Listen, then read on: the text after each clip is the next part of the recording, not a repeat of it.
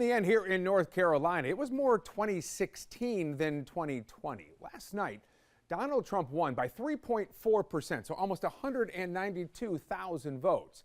In 2020, the margin, see here, just 1.3%. The vote difference, 74,000. In 2016, he won by 3.7%. Again, closer than what we saw last night, 173,000 votes. So what changed from 2020 when it was closer? Well, one thing we've talked a lot about is turnout. And statewide, it was actually down this year. It was 73%. In 2020, it was 75%.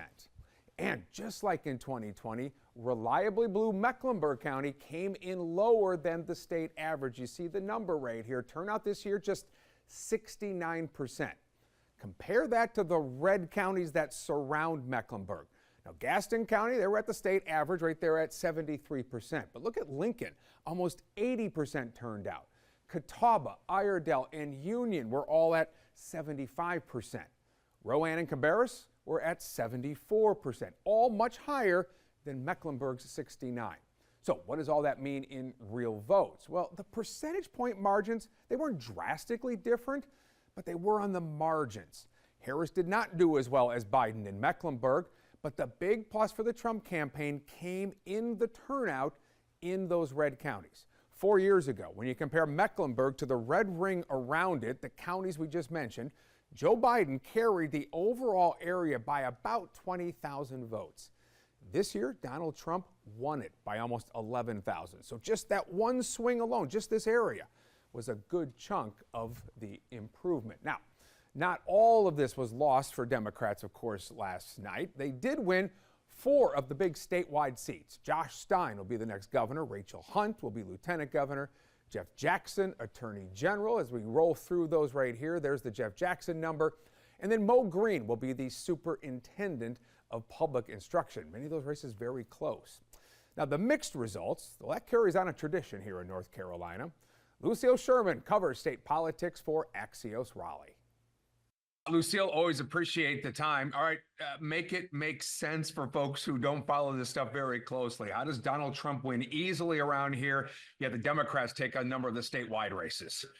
Yeah, we have a unique state in that we seem to have a lot of ticket splitters. This isn't the first time the state has gone for Trump at the top of the ticket and a Democrat in the governor's race. Same thing happened in 2020 and 2016. The only difference is this year we had Lieutenant Governor Mark Robinson running for governor as the Republican nominee for governor at the top of the ticket. And he sort of had an effect that I think may have dragged down other Republicans on the ballot. He had some major controversies pop up in September. And I think that really affected Republicans statewide and down the ballot. Obviously, yeah, the Stein win, a 14-point victory. That's pretty rare in North Carolina, right? Super rare. It's stunning. You know, I think that even Stein campaign folks may have thought it might be closer than that, but it's an incredibly decisive victory for both Stein and Trump. Sort of stunning. I feel like that's the surprise of the night, is just how big their margins were. What is the Republican Party, what are they attributing the Trump surge to here in North Carolina?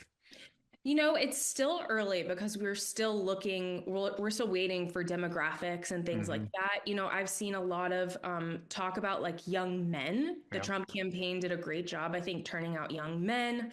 We've seen talks about just different demographics of voters that may have shifted to Republicans that maybe Democrats didn't expect. And also there just wasn't as much enthusiasm for Democrats, it seems like, in North Carolina. Our turnout, you know, didn't break any incredible records. In Mecklenburg, turnout was slightly below the rest of the state. So I think it's just a ton of factors all sort of meshed into one. Democrats certainly upped their ground game this cycle. We know they've talked a lot about trying to make some inroads in rural areas. It doesn't look like it worked. Yeah, and I think what's interesting is that Democrats did make some inroads in some of the state legislative races, particularly in the state house. The races are very close. So we're still waiting to see sort of what the results are there. They made some inroads, but I think making progress in rural areas is going to be a long haul. Plus, we're seeing those rural areas turn redder. Some parts of the state have seen more growth and turned redder. So it's just a mix of factors that might make it difficult for Democrats to make inroads in rural areas fast. You mentioned some of those state house races, et cetera. Josh Stein, what kind of General Assembly is he facing? Yeah, it looks like right now, of course, things could change because some of these races are being decided on less than 30 votes, a few hundred votes.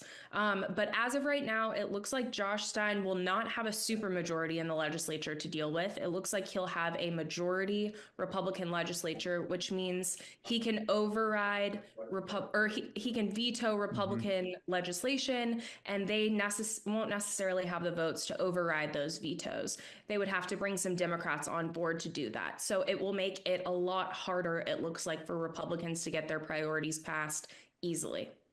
It has been a long election cycle. Lucille, you've been covering it terrifically. Go get some rest, and I appreciate the time. Thanks, Jamie. Always great to talk to Lucille.